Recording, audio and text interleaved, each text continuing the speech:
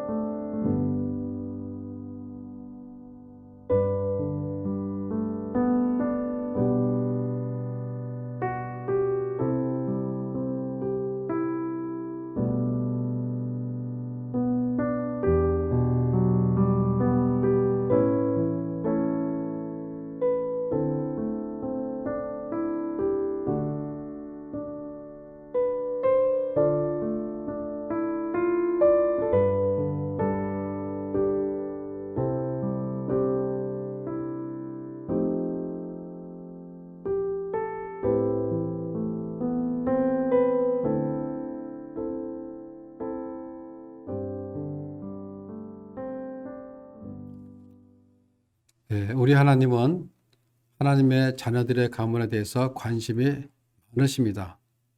하나님께서 창세기부터 우리 한 사람 한 사람을 부를 때에는 그냥 우리 한 사람을 부른 것이 아니라 우리의 가문을 부르신 것입니다. 그래서 그 집에 누구의 아들이다, 이 아들이 누구의 아들이다 라고 성경에 계속 이야기하는 것입니다. 우리가 역대성에 기록된 족보들을 보면 아담, 노아, 에녹, 아브라함 그리고 다윗으로 이어지는 가문들을 보게 되는데 보면 다 믿음의 가문들이죠. 하나님은 여러분들의 가문을 부르시고 여러분의 가문을 새롭게 하시고 여러분의 자녀들을 하나님 나라 위하여 쓰시기를 원하시는 것입니다. 그래서 하나님은 오늘도 우리들의 가문을 새롭게 하시고 예수의 피로 우리의 자녀들을 정결케 하사 세상 문에 빠지지 않게 하시고 모든 제약된 짐들을 물러가게 하시고 믿음의 가문들이 되도록 우리는 기도해야 합니다. 공부 잘하고 똑똑하다고 하나님이 다 쓰시는 것은 아닙니다. 하나님은 믿음의 가문을 쓰시고 믿음의 부모를 통해서 또 믿음의 자녀들을 통하여 하나님은 하나님의 일들을 이루어 가시는 것입니다. 오늘 본문은 다윗의 가문에 대한 이야기입니다. 하나님이 다윗의 가문을 쓰시고 다윗의 가문을 새롭게 하시는 이야기라고 볼 수 있습니다. 어떻게 보면 문제 많은 가정을 회복해 하시는 하나님의 은혜를 우리는 볼 수 있습니다. 1절부터 9절까지 보면 다윗의 자녀들의 이름이 기록되어 있는데 자녀들이 많이 있습니다. 이 자녀들이 생육하고 번성하고 하나님께 다 쓰임받는 자녀들이라면 얼마나 감사하겠습니까? 그런데 자녀들은 많은데 이 자녀들이 다 쓰임을 받지를 못합니다. 다윗의 자녀들이지만 다 거룩한 것이 아니고 다 하나님 앞에 영광을 돌린 게 아니라 자녀들이 범죄하고 서로 죽이고 아버지를 대적하는 그 아들들의 이름이 다윗 가문에 기록되어 있는 것입니다. 하나님은 다윗은 하나님의 합한 자라고 칭함을 받은 사람입니다. 그러나 자녀들은 하나님의 합한 자로 칭함을 받은 아버지 다윗처럼 살아가는 것이 아니라 자녀들 가운데는 고통과 죄악과 슬픔과 눈물이 있었다라고 성경은 기록하고 싶은 것입니다. 그래서 다윗의 자녀들을 기록하고 있는데 헤브론에서 6명의 아들, 예루살렘에서 5명의 아들, 그 외에도 9명 아들이 있고 그리고 9절에 보면 소실의 아들들이 있었더라고 성경은 기록하고 있습니다. 가지 많은 나무에 바람 잘 날 없다고 이렇게 자녀들이 많으면 얼마나 문제가 많겠습니까? 자녀들이 다 부모의 말을 잘 들어도 문제가 생기기 마련인데 이 아들들은 뭐예요? 다 어머니가 다른 이복 형제들입니다. 한번 생각해 보세요. 주로 이복 형제들끼리는 사이가 좋지 않은 경향이 있습니다. 더구나 왕위 계승 문제가 있기 때문에 이 이복 형제들 간에는 보이지 않은 갈등과 암투가 있었을 것입니다. 이러한 관계 속에 있는 자녀들에게 신앙교육으로 하나님 말씀으로 키우지 않으면 그 자녀들은 부모들에게 근심이 되고 걱정이 되는, 다시 말하면 고난의 씨앗이 될 수가 있다는 것입니다. 지금 다윗의 가정이 그런 고난 가운데 있는 것입니다. 강간사건에다가 보복살인까지 그런 일들이 다윗 가정에서 일어난 것입니다. 1절부터 4절까지 보면 다윗은 헤브론에서 7년 6개월을 다스리며 6명의 아들들을 낳습니다. 그곳에서 낳은 6명의 아들들을 하나하나 살펴보면 다 출중한 인물들이었지만은 그들은 어떻게 살았습니까? 서로를 미워하며 서로를 증오하면서 살았던 것입니다. 서로를 사랑하고 서로를 힘을 힘쳐 합쳐서 아버지 다윗의 명성을 이어간 것이 아니라 아버지 다윗의 명성에 먹칠을 하였으며 다윗 가정에 비극을 만들었던 것입니다. 맏아들 암논은 이스라엘 여인 아히노암이 낳았습니다. 그때 배다른 누이 동생이 다말을 강간합니다. 그는 겉은 성실한 것 같지만 속은 자기의 욕심을 채우기 위해서는 수단과 방법을 가리지 않는 그런 아들이었습니다. 그래서 암논에게는 하나님을 섬기는 그러한 친구들이 있었던 것이 아니라 세상적이고 정력적인 그런 친구들이 그의 주변에 많았던 것입니다. 그 대표적인 친구가 요나답입니다. 요나답은 암논이 다말을 사모하고 있는 것을 알고 그에게 한 계교를 말해줍니다. 그래서 결국 암논은 다말을 강제 추행하는 데 성공합니다. 그리고 다말을 다시는 자기 궁으로 오지 못하게 합니다. 그런데 아버지인 다윗은 이 사실을 알고도 맏아들에게 아무런 징계도 아무런 조치도 취하지 않았던 것입니다. 그래서 분노한 다말의 친오빠인 압살롬은 그의 이복 형인 암논을 죽이게 됩니다. 맏아들 암논이 범한 근친상간의 죄를 아버지 다윗이 묵고한 결과 이복 형제 간의 보복살이라는 비극이 일어났던 것입니다. 이 모든 것을 듣고 알았던 아버지 다윗의 마음이 얼마나 아팠겠습니까? 여러분, 세상 일보다 더 힘들고 사업보다 더 힘들고 공부하는 것보다 더 힘든 것은 뭐예요? 자식을 제대로 가르치는 것입니다. 그러나 내 마음과 내 뜻대로 안 되는 것이 자식이 아니겠습니까? 에베소서 6장 4절에 보면 이렇게 말씀하십니다. 또 아비들아 너희 자녀를 노엽게 하지 말고 오직 주의 교훈과 훈계로 양육하라 라고 하십니다.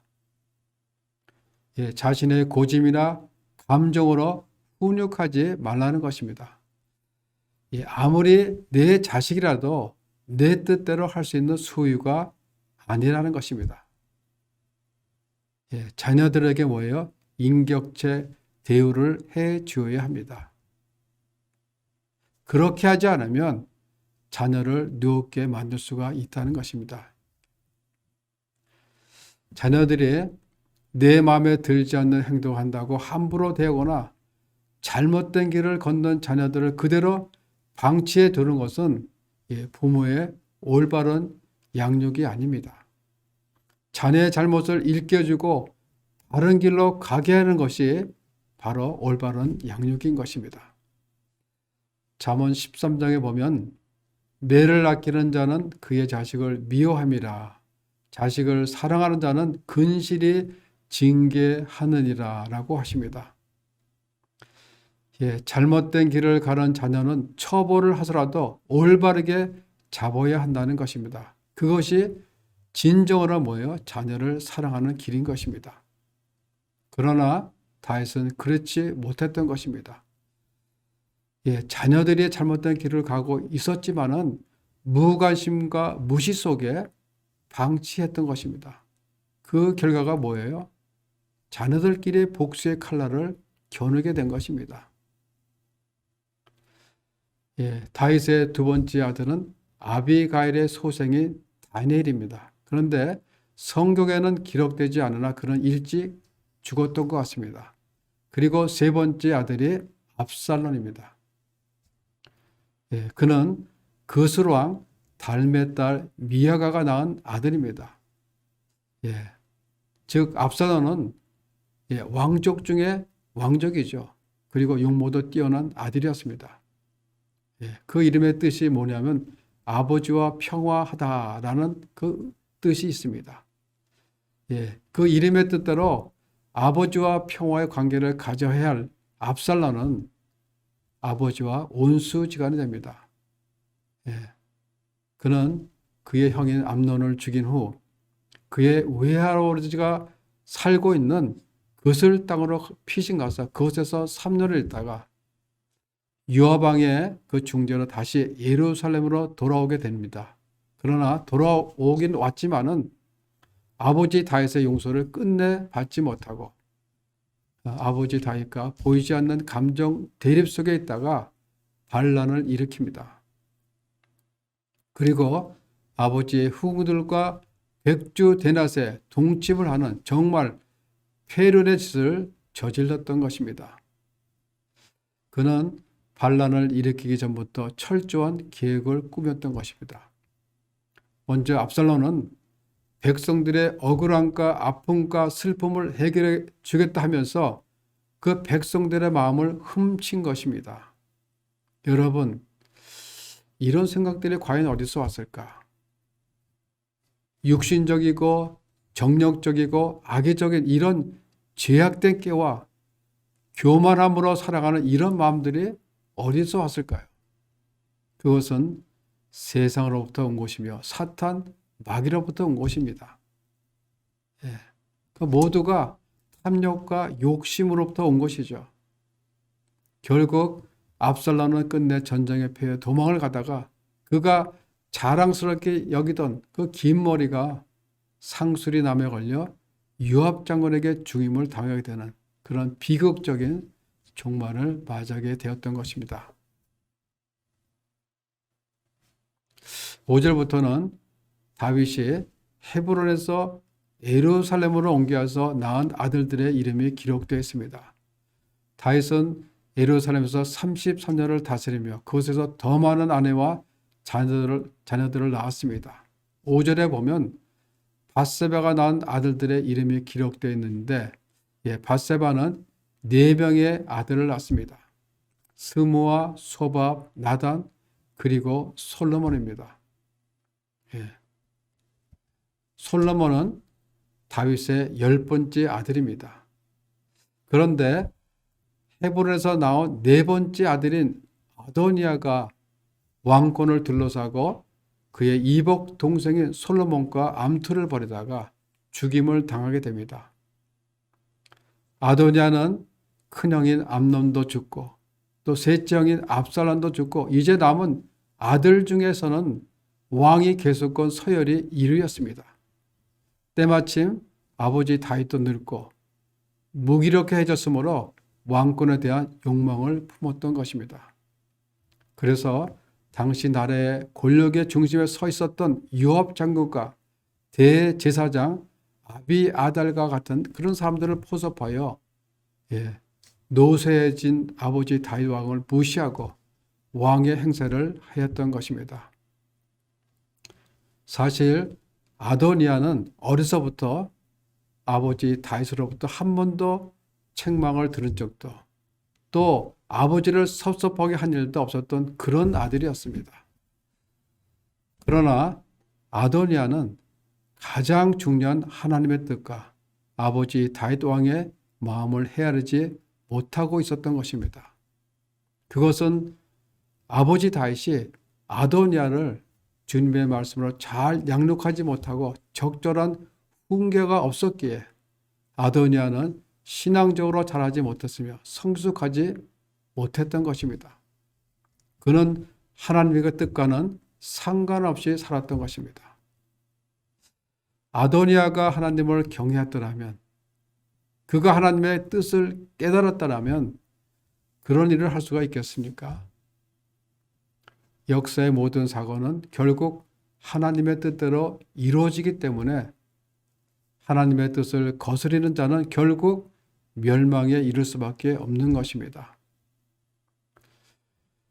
아도니아는 결국 이복 동생 솔로몬과 왕권 다툼에서 밀려나서 솔로몬의 부하 장수에게 죽임을 당하게 됩니다.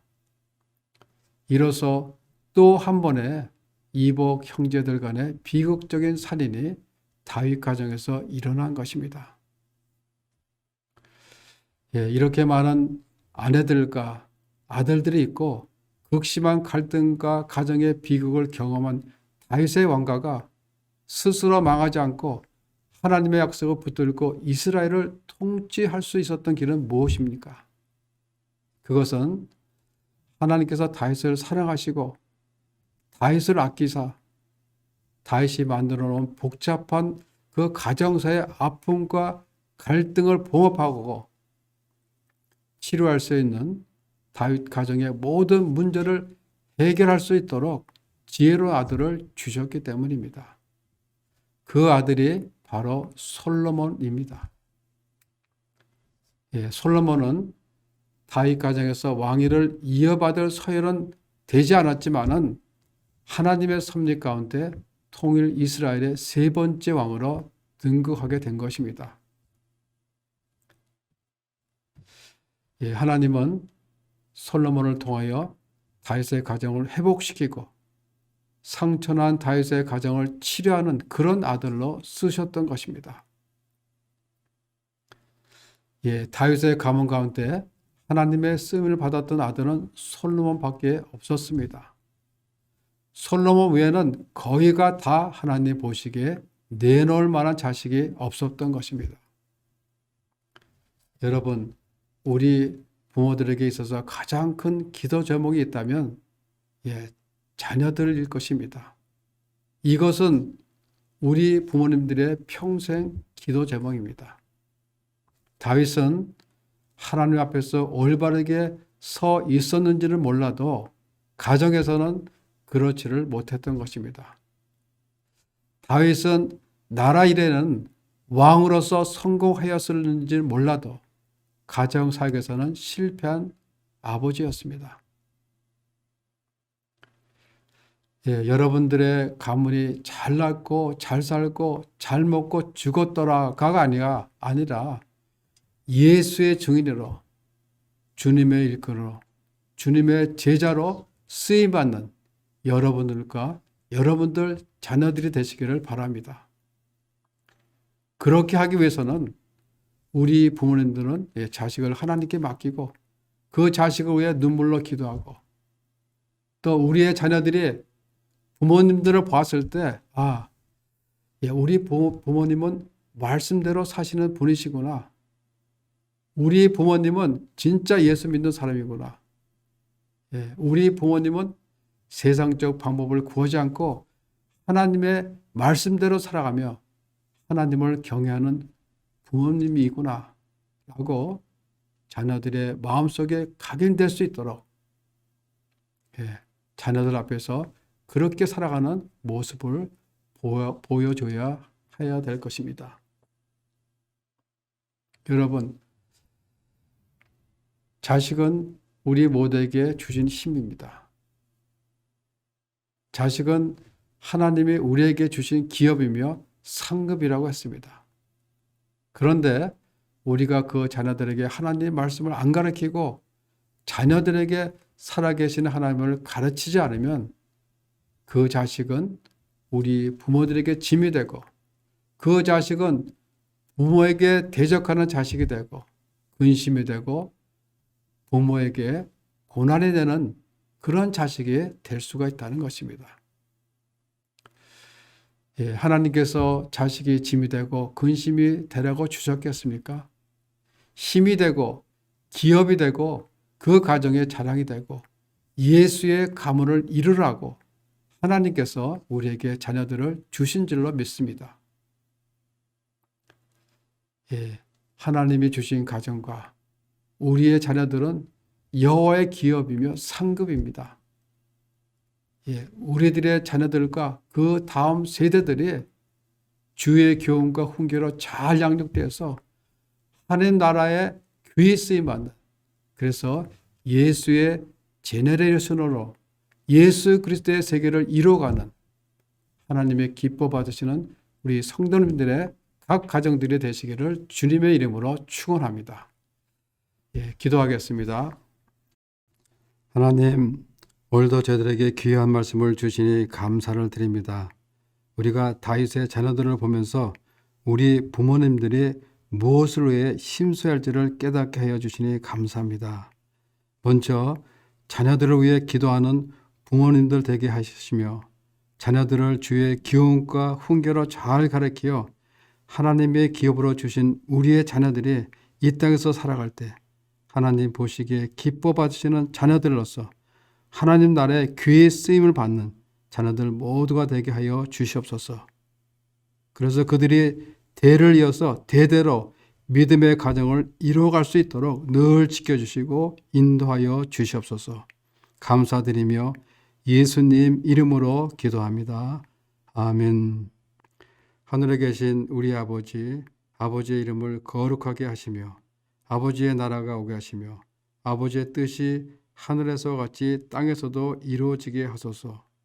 오늘 우리에게 일용할 양식을 주시고 우리가 우리에게 잘못한 사람을 용서하여 준 것 같이 우리 죄를 용서하여 주시고 우리를 시험에 빠지지 않게 하시고 악에서 구하소서. 나라와 권능과 영광이 영원히 아버지의 것입니다. 아멘.